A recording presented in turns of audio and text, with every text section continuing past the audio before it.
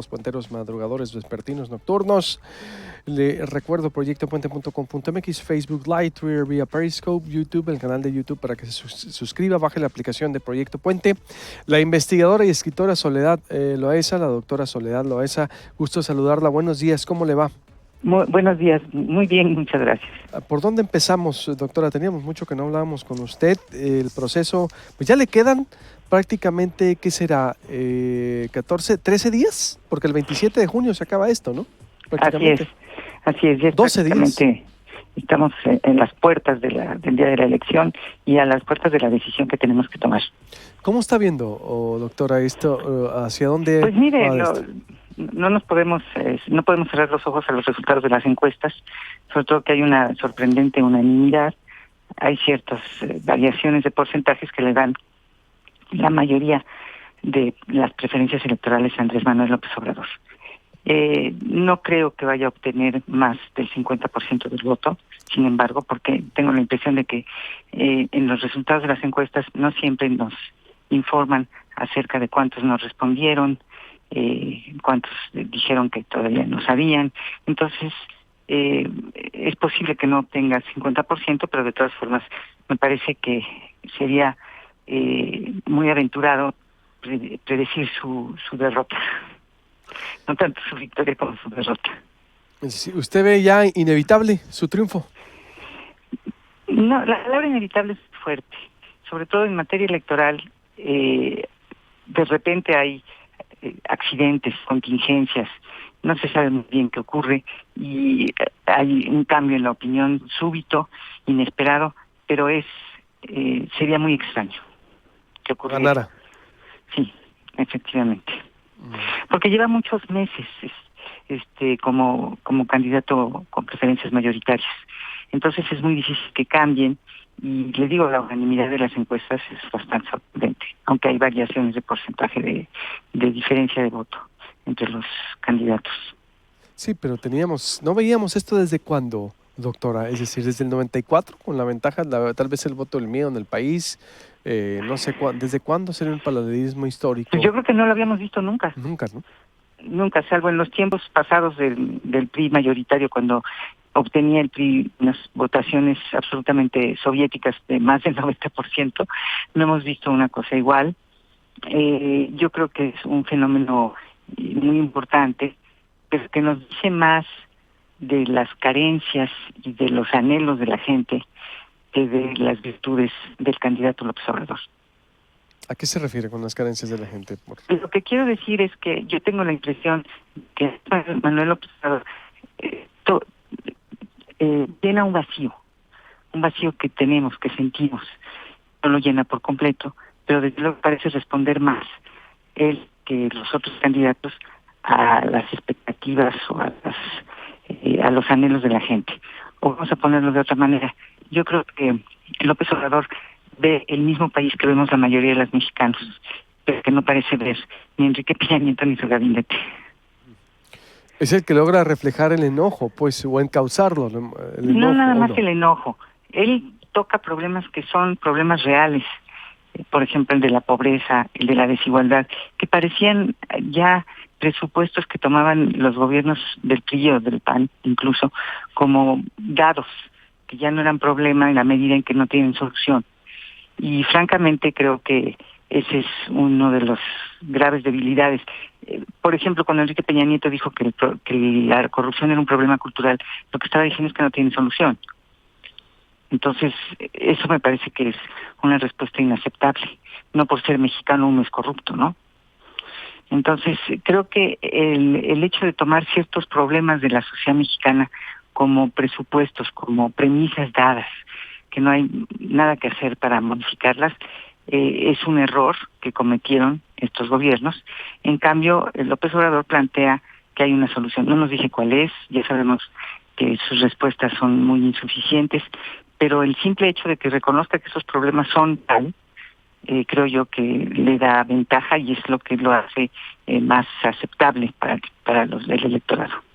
¿Qué fue lo que pasó con el PAN y con el PRI que se cayeron, doctora? Es decir, Anaya parecía que iba repuntando por ahí en mayo, una narrativa inconsistente entre que se peleaba y no con Peña Nieto, la forma en que se hizo la candidatura, no sé, a ver, ¿qué elementos ve usted que hicieron pues prácticamente una contienda fácil para López Obrador?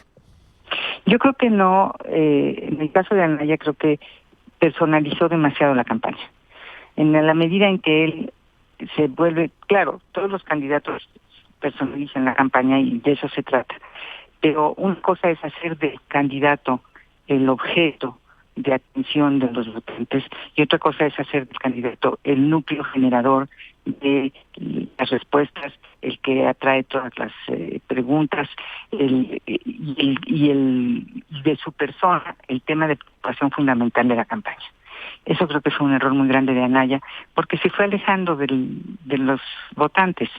Cada vez estaba más envuelto en sí mismo. Y pues la verdad es que es un poco aburrido, ¿no? Yo le soy muy sincera, el último debate, yo quería que Anaya hablara más de su programa y que se peleara menos. Sus cuitas personales francamente me interesan muy poco. Y en el caso de Meade, yo creo que José Antonio Meade le toca ser candidato de un partido en ruinas. No, él no provoca el colapso del PRI. El PRI está colapsado cuando él llega a ser candidato. Uh-huh. Y eso se lo deben a los gobernadores, eso se lo deben al presidente de la República, y luego tuvieron un presidente por unos cuantos meses que tuvo el tiempo suficiente como para acabar de bombardear esas ruinas. Sí, ¿cómo te sacudes el lastre, verdad? Es decir, ¿cómo Así le es. haces? Ni para dónde decirte. A mí entonces lo chamuscó el PRI, se lo comió el PRI y la mala imagen, Peña Nieto y todo el gobierno federal. Me queda claro eso. Era muy difícil. Mire, quien quiera que haya sido el candidato del PRI, habría tenido que enfrentarse a una situación extraordinariamente difícil, un partido peleados entre ellos mismos, en conflicto, con un desprestigio absolutamente generalizado. Cualquier cosa que nos cuenten del PRI estamos dispuestos a creerla. Entonces, yo creo que hay que ser justos en la medida en que está haciendo lo que puede, pero no es fácil, no es nada fácil.